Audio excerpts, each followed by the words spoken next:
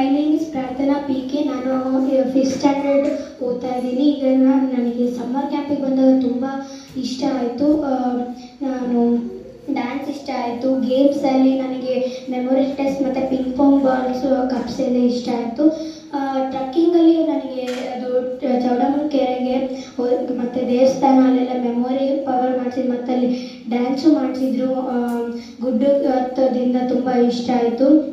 ನನಗೆ ಫ್ರೆಂಡ್ಸ್ ಜೊತೆ ಎಲ್ಲ ಅಲ್ಲಿ ಆಟ ಆಡಿ ತುಂಬ ಇಷ್ಟ ಆಯಿತು. ಮತ್ತು ಊಟಕ್ಕೂ ಎಲ್ಲ ಕೊಟ್ಟರು ಮತ್ತು ಎಲ್ಲ ವ್ಯವಸ್ಥೆ ಮಾಡಿದರು. ಮತ್ತು ನನಗೆ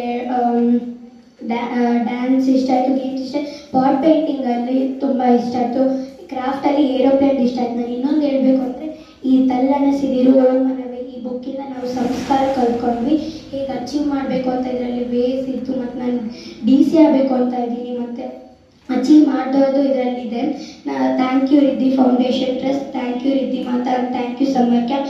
ನಾನು ಇದೆಲ್ಲ ಹೇಳ್ಬಿಟ್ಟು ಮಾತನ್ನ ಮುಗಿಸ್ತಾ ಇದ್ದೀನಿ.